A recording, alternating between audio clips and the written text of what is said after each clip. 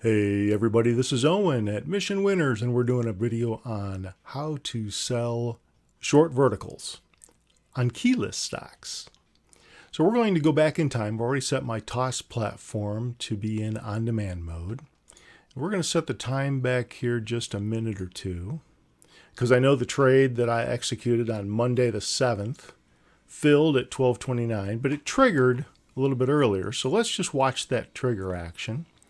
I'm going to route to sell this vertical when the trade triggers. So I've got an alert, I did at the time. We're going to watch this in real time through our time machine.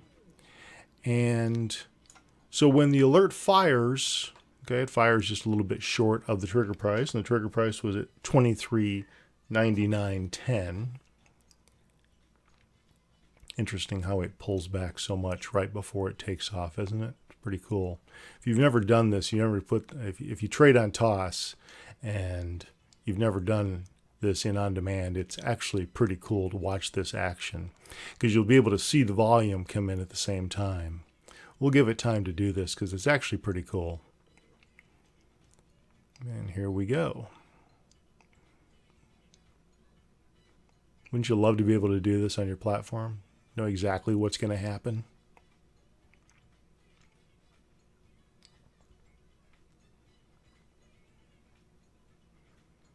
$23.99 and a dime. It's already triggered, and there it goes.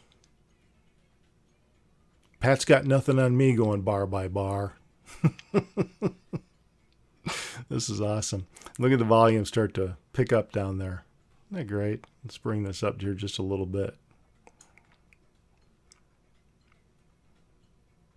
You tell me everyone's not watching that. The whole world's watching that pivot point.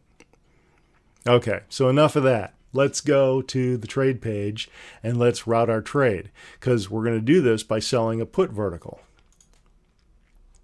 So on the trade page, I'm going to go out 11 days. I typically do back week, next week, whichever, however you want to phrase it.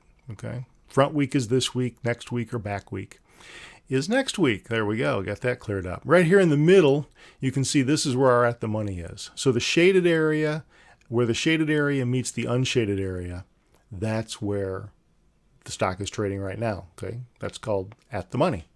They got really cool terms for this stuff, don't they? All right, so I'm going to go out here a little ways. I'm not going to come in here real tight. Some stocks I will, but Google, as we all know, can move. So let's give it a little bit of room. I don't want to give it too much room, because then when it moves just a little bit, it's going to affect these options out there, and I don't want it to do that. I want to come in here somewhere in the sweet spot where it's going to be affected, but yet it's not going to be subject to pulling back just a little bit and me feeling like, oh boy, this trade, I'm going to have to close this trade. We're going to sell the 2350s. Okay? And the way that we're going to do that is I'm going to just click on this right here. You can see it populates down there, 2350. We're going to sell it. Okay, that's why it's got a -1. I'm going to do a 10 wide. I'm going to hold down my control key and I'm going to click on the ask. Okay, right now we're trading at 245. I'm not happy with that. I want the trade to come to me. And the reason is because we all know, we've all seen this happen. It's already happened a little bit here in this bar.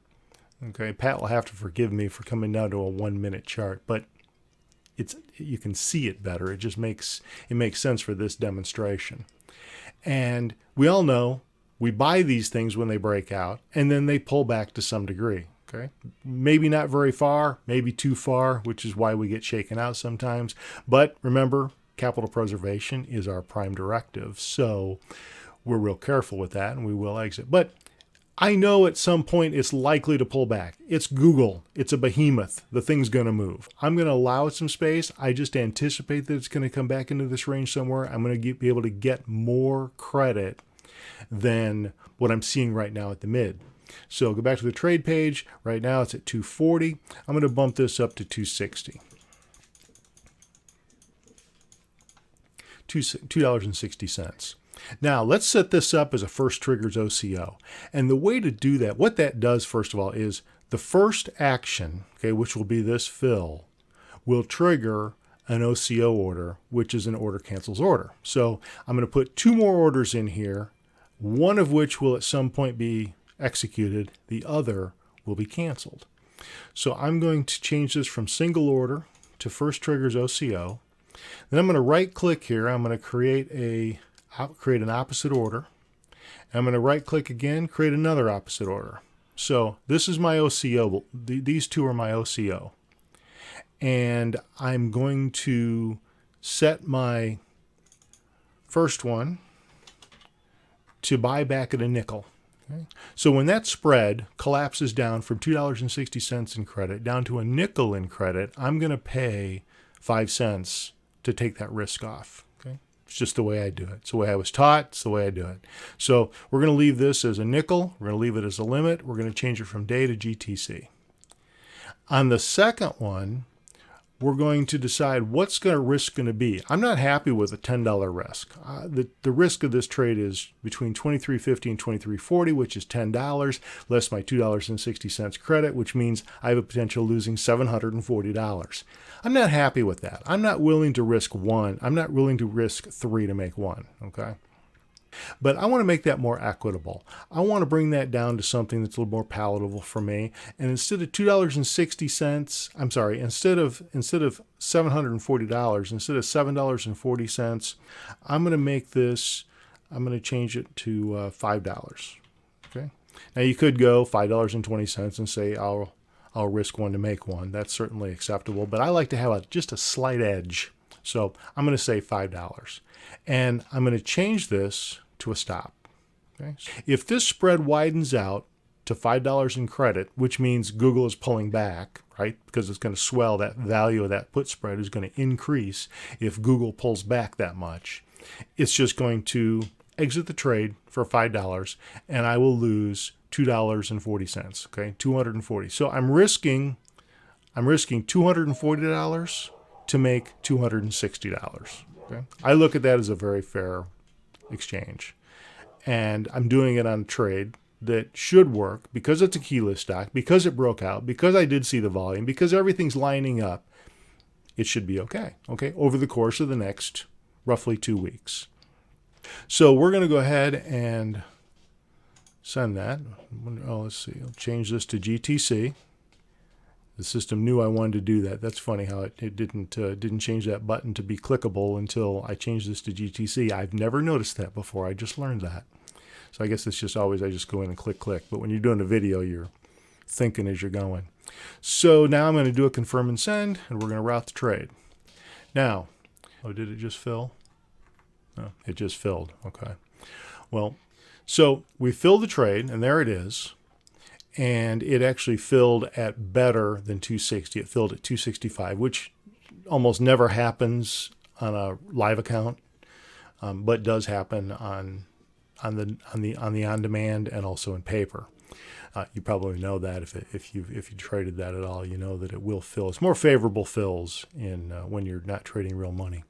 So right away we've got a $15 profit, which is great. But more importantly, what we have up here is we have our OCO order, which is going to buy that back at a nickel or at a $5 stop. Okay, and right now it's sitting at a 250 mid, and I just let these go. I don't manage them. I don't look at them. I don't do anything with them. I'll load them up, and they're going to do what they're going to do. Now, that's not to say that if one day I look at this and a couple days from now I look at this and it's trading around 6 or 8 cents or something at the midpoint and it just doesn't want to get down to a nickel, I may adjust that. I may take that risk off. But most of the time, it's a set it and forget it trade, which is why I like them so much. Not a big trade, not a big deal, right? There's not a lot of money here. There's only $260 in this trade. If it were, actually, there's $255 in this trade because I'm buying it back at a nickel, okay? Less commissions. So because there are commissions on options. So I hope that helps. I hope that that gets you kind of started with at least looking at verticals and looking at what you can do with verticals. Essentially, you're selling the strike closer in, and you're buying a strike a little bit farther out, and you're doing it at a credit, and you want to buy that strike further out. You don't want to sell these naked, okay? I think we all know that. You want a limited risk, and you say, well, maybe I could just sell the let's just go back to the 2350 because we were talking about, maybe I could just sell the 2350 naked and put a stop on it. And you can do that kind of thing, but realize all these trades are subject to gap risk.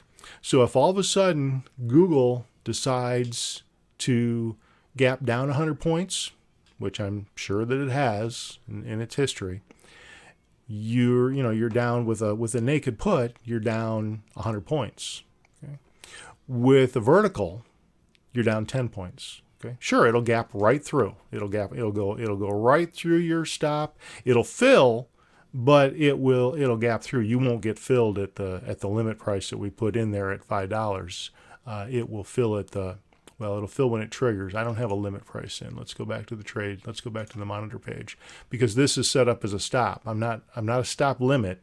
It's just that if it trades in value up to that $5, it's going to fire off that trade, and it will probably fill at something greater than that. Especially Google will trade it, fill at 510 or 520 or something like that.